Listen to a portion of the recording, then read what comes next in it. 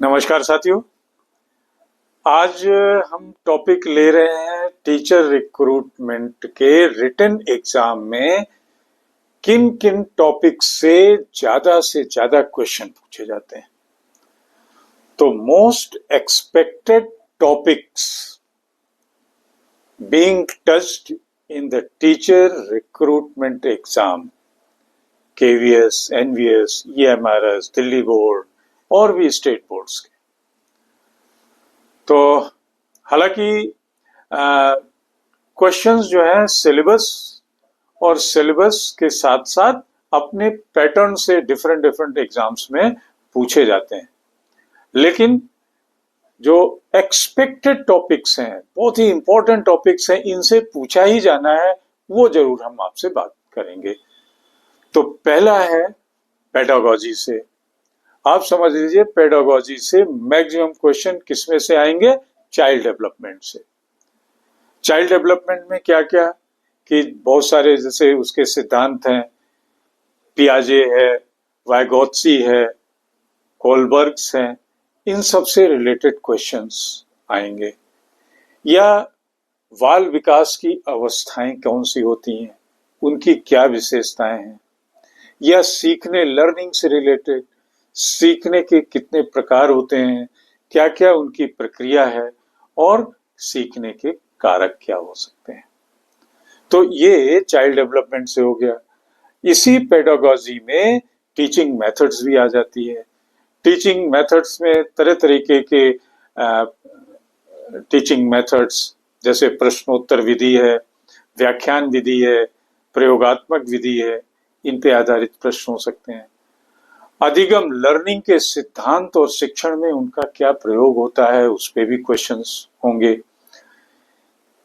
Class management और अनुशासन बनाए रखने के लिए क्या रणनीतियां हैं, उन पे।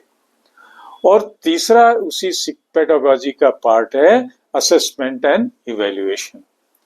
मूल्यांकन के, असेसमेंट के कितने प्रकार होते हैं? प्रारंभिक मूल्यांकन, सतत मूल्यांकन, समग्र मूल्यांकन।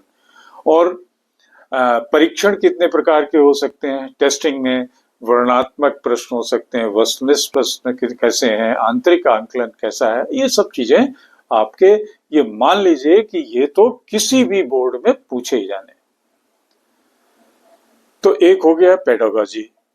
दूसरा आप तैयार करिए, अगर आप जानते हैं कि सामान्य ज्ञान और करंट अफेयर जरूर आना है, तो सामान्य ज्ञान और करंट अफेयर्स के विषय में सिर्फ इतना कहना है कि आप इंडियन कॉन्स्टिट्यूशन जरूर पढ़ें। इंडियन कॉन्स्टिट्यूशन में जो अनुच्छेद हैं, मौलिक अधिकार हैं, मौलिक कर्तव्य हैं और संविधान सभा है।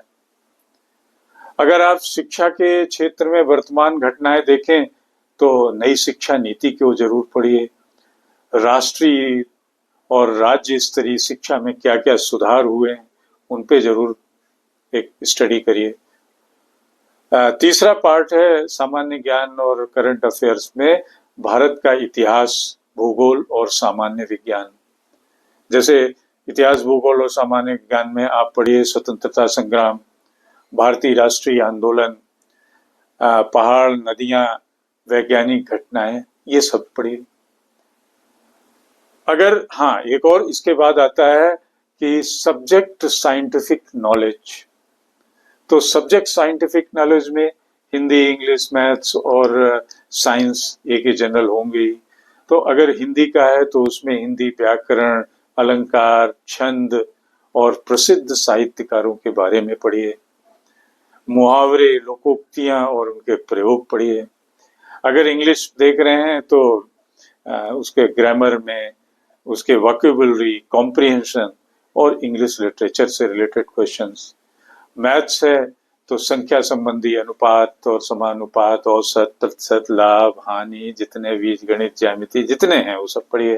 विज्ञान का है तो फिजिक्स, केमिस्ट्री, बायो से रिलेटेड क्वेश्चंस, ये सब आपको पढ़ने हैं।